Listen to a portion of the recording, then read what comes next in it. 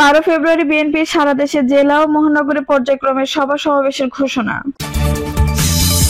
ভোটে ভরাডুবির ভয়ে বিএনপিকে ঘায়েল করার ষড়যন্ত্র চলছে বললেন আব্বাস। গণহত্যার বিচারের আগে নির্বাচন চায় না জনগণ বললেন জামায়াত আমির। স্ট্র্যাটেজি অ্যান্ড পলিসি ফর্মের গবেষণা, শেখ হাসিনার বক্তব্য নিয়ে 94.8% নেতিবাচক প্রতিক্রিয়া। এবং সর্বশেষ জানাবো রংপুরে মা মেয়েকে হত্যা, অভিযুক্তের বাড়িতে অগ্নিসংযোগ। দর্শক শুনছিলেন সংবাদ শিরোনাম, এখন বিস্তারিত। 12 ফেব্রুয়ারি বিএনপির সারা দেশে জেলা ও মহানগরে পর্যায়ক্রমে সভা সমাবেশের ঘোষণা। নিত্য প্রয়োজনীয় পণ্যের মূল্য বৃদ্ধি সহনীয় পর্যায়ে রাখার দাবিতে, অবনতিশীল আইন শৃঙ্খলা পরিস্থিতির উন্নতির দাবিতে, দ্রুত গণতান্ত্রিক যাত্রাপথে উত্তরণের জন্য নির্বাচনী রোডম্যাপ ঘোষণার দাবিতে এবং রাষ্ট্রে পতিত ফ্যাসিবাদের নানা চক্রান্তের অপচেষ্টা মোকাবেলা সহ বিভিন্ন জনদাবিতে আগামী 12 ফেব্রুয়ারি 2025 থেকে রমজান শুরু হওয়ার আগ পর্যন্ত বিএনপির উদ্যোগে সারা দেশে জেলা ও মহানগর পর্যায়ক্রমে সভা সমাবেশ অনুষ্ঠিত হবে। ভোটে ভরাডুবির ভয়ে বিএনপিকে ঘায়েল করার ষড়যন্ত্র চলছে বললেন আব্বাস। ভরাডুবির ভয়ে অনেকে নির্বাচন চান না এবং নির্বাচনের কথা বলে তাদের গাত্রদাহ হয় বলে মন্তব্য করেছেন বিএনপি স্থায়ী কমিটির সদস্য মির্জা আব্বাস। তিনি অভিযোগ করেন বলেন, বিএনপি ক্ষমতায় যাবে এই ভয়ে বিএনপিকে ঘায়েল করার জন্য দেশে বিদেশে ষড়যন্ত্র হচ্ছে। মির্জা আব্বাস বলেন, বিএনপিকে বিভিন্নভাবে দোষারোপ করা হচ্ছে, এমনকি বিএনপিকে ইসলাম বিরোধী দল হিসেবেও বলার চেষ্টা করা হচ্ছে। মির্জা আব্বাস বলেন, বিএনপি নির্বাচনের কথা বলে অনেকের গাত্রদাহ শুরু হয়। একটি গণতান্ত্রিক দেশ ভোটাধিকার ছাড়া চলতে পারে না। ভরাডুবির ভয়ে অনেকে নির্বাচন চান না, দেশে অস্থিতিশীল পরিবেশ সৃষ্টি করতে কোনো না কোনো জায়গা থেকে বাতাস দেওয়া হচ্ছে। বিএনপি দেশে অশান্তি সৃষ্টি করতে দেবে না। বিদেশে বসে অনেকেই তরুণদের বিশৃঙ্খল করেছেন, অতি উৎসাহী করে তুলেছে। এ বিষয়ে সবাইকে সচেতন থাকার আহ্বান জানান তিনি। সরকারের উদ্দেশ্যে আব্বাস বলেন, সরকারকে সঠিক রাস্তা দেখানোর বিএনপির উদ্দেশ্য বিব্রত করা নয়। 31 দফার মধ্যেই সব সংস্কারের রূপরেখা আছে 2023 সালে এবং এইসব সংস্কারের কথা বিএনপি বলে রেখেছে। তিনি বলেন, অনেকে গণ অভ্যুত্থানে বিএনপির ভূমিকা অস্বীকার করার চেষ্টা করে, কিন্তু দীর্ঘ সময় পুলিশের বুলেটের সামনে দাঁড়িয়ে আন্দোলন করেছে বিএনপি। জুলাই আগস্টেরও সরকারের পতনে বলিষ্ঠ ভূমিকা রেখেছে বিএনপি। গণহত্যা বিচারের আগে নির্বাচন চায় না জনগণ বললেন জামায়াত আমির। 24-এর গণহত্যাকারীদের বিচার না করা হলে জাতিসংঘে বেইমানি করা হবে। এই হত্যার বিচার আগে জনগণের নির্বাচন চায় না বলে মন্তব্য করেছেন জামায়াত ইসলামীর আমির ডক্টর শফিকুর রহমান। ডক্টর শফিকুর রহমান বলেন, দেশের সকলে যার যার আদর্শ নিয়ে রাজনীতি করবে, তবে রাজনীতির সঙ্গে চাঁদাবাজি, দুর্বৃত্তপনা ও দুর্নীতির কোনো সম্পর্ক নেই। জামায়াত ক্ষমতায় যাওয়ার সুযোগ পেলে সবার আগে বৈষম্য দূর করতে পদক্ষেপ নেবে। যারা ন্যায় ও ইনসাফের ভিত্তিতে দেশ পরিচালনা করবে তাদের ভোট দিতে সবার প্রতি আহ্বান জানাই। শফিকুর রহমান আরো বলেন, বিগত সরকারের সংখ্যাগরিষ্ঠ ও সংখ্যালঘু নামে সমাজে বিভাজন সৃষ্টি করেছিল এবং পক্ষ বিপক্ষ শক্তিতে বিভক্ত করে সংঘাত লাগিয়ে রেখেছিল। তাই এখন আমাদেরকে সতর্ক থাকতে হবে। সাবেক আইজিপি বেনজির আহমেদের প্রসঙ্গে তিনি বলেন, হাজার হাজার কোটি টাকা পাচার করে তিনি এখন দেশের বাইরে থেকে ষড়যন্ত্র করছেন। পুলিশকে ষড়যন্ত্রকারীদের ব্যাপারে সতর্ক থাকতে হবে। রাষ্ট্রীয় দায়িত্ব যথাযথভাবে পালন করতে পুলিশকে সচেতন হতে হবে। স্ট্র্যাটেজি অ্যান্ড পলিসি ফর্মের গবেষণা, শেখ হাসিনার বক্তব্য নিয়ে 94.8% নেতিবাচক প্রতিক্রিয়া।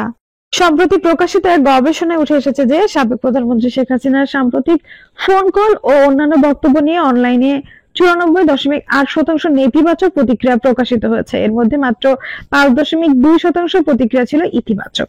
এই গবেষণা বাংলাদেশের রাজনৈতিক প্রেক্ষাপটে একটি উল্লেখযোগ্য বিষয় হিসেবে উঠে এসেছে, যেখানে প্রধানমন্ত্রী শেখ হাসিনার বক্তব্যের প্রতি জনমত কতটা নেতিবাচক বা পরিষ্কারভাবে প্রতিফলিত হয়েছে। স্ট্র্যাটেজি অ্যান্ড পলিসি ফর্ম পরিচালিত এই গবেষণার প্রধান আলো, কালবেলা নিউজ, এটিএন নিউজ সহ বেশ কয়েকটি গণমাধ্যম এবং ইউটিউব চ্যানেল থেকে শেখ হাসিনা ফোন আলাপ ও বক্তব্যের প্রতিক্রিয়া বিশ্লেষণ করা হবে। গবেষণা ন্যাচারাল ল্যাঙ্গুয়েজ প্রসেসিং প্রযুক্তির মাধ্যমে অনলাইনে প্রকাশিত মন্তব্যগুলো সংগ্রহ করে সেগুলোর সেন্টিমেন্ট নিরূপণ করেছেন। এই পদ্ধতির মাধ্যমে নেতিবাচক, ইতিবাচক এবং নিরপেক্ষ মন্তব্যের বিশ্লেষণ করা হয়েছে। গবেষণায় উঠে এসেছে অধিকাংশ অনলাইন ব্যবহারকারী শেখ হাসিনার বক্তব্যের প্রতি নেতিবাচক এবং ঘৃণাত্মক মন্তব্য করেছেন, যা দেশের বর্তমান রাজনৈতিক পরিস্থিতি এবং জনগণের হতাশা ও অসন্তোষের ইঙ্গিত হতে পারে।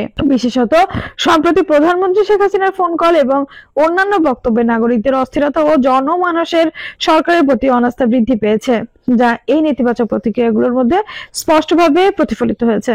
স্ট্র্যাটেজি অ্যান্ড পলিসি ফর্মের পরিচালক মার্কেটিং মোহাম্মদ মেহেদী হাসানের বক্তব্য করেছেন। এই গবেষণা জনগণের মনোভাবের একটি স্পষ্ট চিত্র তুলে ধরেছে। শেখ হাসিনা ফোন কল ও বক্তব্যের প্রতি যে ব্যাপক নেতিবাচক প্রতিক্রিয়া এসেছে তা দেশের রাজনৈতিক পরিস্থিতি জনগণের অভ্যন্তরীণ ক্ষোভের প্রতিফলন। ফর্মের পরিচালক মাহবুব নাহিদ বলেন, আমরা এই গবেষণার মাধ্যমে জানতে চাই শেখ হাসিনার সঙ্গে আর কোনো জনসমর্থন নেই, তবে তার কথা বলা বন্ধ করা দরকার। সরকারের পক্ষ থেকে যদি এই বিষয়ে কোনো কার্যকর পদক্ষেপ না নেওয়া হয় তবে জনগণের ক্ষোভ আরো বৃদ্ধি পেতে পারে।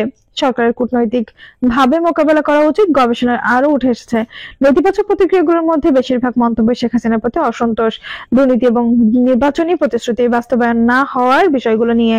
এমনকি বেশ কিছু মন্তব্যে শেখ হাসিনার নেতৃত্বের প্রতি প্রশ্ন উঠে এসেছে, যা দেশের রাজনৈতিক অস্থিরতা এবং শেখ হাসিনা আমলের সুশাসনের অভাব, সীমাহীন দুঃশাসনের গল্প তুলে ধরেছে।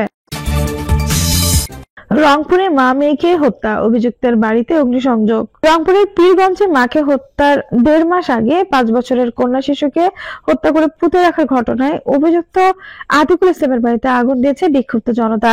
এ সময় তারা গ্রেপ্তার আতিকুলের সর্বোচ্চ শাস্তি নিশ্চিত করার দাবি জানান। পুলিশ জানায়, গত 7 ফেব্রুয়ারি দুপুরে উপজেলার চতরা ইউনিয়নের বদনাপাড়া গ্রামের পাশে মরিচক্ষেত থেকে মাথাহীন এক নারীর মরদেহ উদ্ধার করা হয়। পরে পুলিশ নিশ্চিত হয় হত্যার শিকার দেলোয়ারা বেগম নীলফামারীর জলঢালা উপজেলার বাসিন্দা। তার বিয়ে ছিল গাইবান্ধার গোবিন্দগঞ্জে। পরবর্তীতে স্বামী স্ত্রীর মধ্যে বিচ্ছেদ হয়। দেলোয়ারা বেগমের সঙ্গে বদনাপাড়া গ্রামের আতিকুল ইসলামের বন্ধুত্বপূর্ণ সম্পর্ক ছিল। তারা দুজন গ্রামে-গঞ্জে বিভিন্ন অনুষ্ঠানে গান বাজনা করে বেড়াতেন।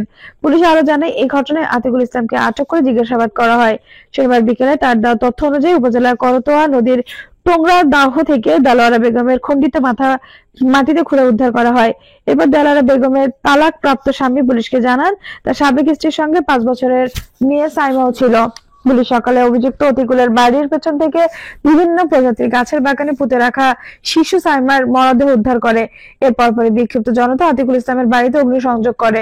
পীরগঞ্জে ফায়ার সার্ভিস ও সিভিল ডিফেন্সের লিডার মোখলেসুর রহমান বলেন, খবর পেয়ে ঘটনাস্থলে গিয়ে দেখি টিন শেড 3-4টি ঘরে আগুন জ্বলছে। আগুন নিয়ন্ত্রণে আনতে 1 ঘন্টারও বেশি সময় লেগেছে। পীরগঞ্জ থানা পুলিশের ভারপ্রাপ্ত কর্মকর্তা এম এ ফারুক বলেন, অভিযুক্ত আতিকুল ইসলামের স্বীকারোক্তি অনুযায়ী ওই নারীর শরীর থেকে খণ্ডিত মাথা উদ্ধার করা হয়। শনিবার রাতে জিজ্ঞাসাবাদে দেলোয়ারা বেগম 5 বছর বয়সী শিশু কন্যাকে 1.5 মাস আগেই হত্যা করে পুঁতে রাখার কথা স্বীকার করেন তিনি। আরো জানান, রোববার সকালে আতিকুলের বাড়ির পাশে সুপারি বাগান থেকে শিশু সাইমার মরদেহ উদ্ধার করে ময়নাতদন্তের জন্য রংপুর মেডিকেল কলেজে হাসপাতালে পাঠানো হয়। শুনেছি ঘটনাটি জানাজানি হলে বিক্ষুব্ধ জনতা আতিকুলের বাড়িঘর আগুনে পুড়ে দিয়েছে। আদালতে একটা শুনানিতে থাকার কারণে তিনি ঘটনাস্থলে যেতে পারেননি বলে জানান। এরপর বিক্ষুব্ধ জনতা আতিকুল ইসলামের বাড়িতে অগ্নিসংযোগ করে। পীরগঞ্জে ফায়ার সার্ভিস ও সিভিল ডিফেন্সের লিডার মোখলেসুর রহমান বলেন, খবর পেয়ে ঘটনাস্থলে গিয়ে দেখি টিন শেড 3-4টি ঘরে আগুন জ্বলছে। আগুন নিয়ন্ত্রণে আনতে 1 ঘন্টারও বেশি সময় লেগেছে। পীরগঞ্জ থানা পুলিশের ভারপ্রাপ্ত কর্মকর্তা এম এ ফারুক বলেন, অভিযুক্ত আতিকুল ইসলামের স্বীকারোক্তি অনুযায়ী ওই নারীর শরীর থেকে খণ্ডিত মাথা উদ্ধার করা হয়। শনিবার রাতে জিজ্ঞাসাবাদে দেলোয়ারা বেগম 5 বছর বয়সী শিশু কন্যাকে 1.5 মাস আগেই হত্যা করে পুঁতে রাখার কথা স্বীকার করেন তিনি। আরো জানান, রোববার সকালে আতিকুলের বাড়ির পাশে সুপারি বাগান থেকে শিশু সাইমার মরদেহ উদ্ধার করে ময়নাতদন্তের জন্য রংপুর মেডিকেল কলেজে হাসপাতালে পাঠানো হয়। শুনেছি ঘটনাটি জানাজানি হলে বিক্ষুব্ধ জনতা আতিকুলের বাড়িঘর আগুনে পুড়ে দিয়েছে। আদালতে একটা শুনানিতে থাকার কারণে তিনি ঘটনাস্থলে যেতে পারেননি বলে জানান। দর্শক, এই ছিল এখনকার সর্বশেষ সংবাদ। নিউজটি ভালো লাগলে অবশ্যই একটা লাইক দিন, কমেন্ট আপনার মূল্যবান মতামত জানান। সবসময় আমাদের পাশে থাকতে সাবস্ক্রাইব করে বেল বাটনটি অন করে রাখুন। ধন্যবাদ।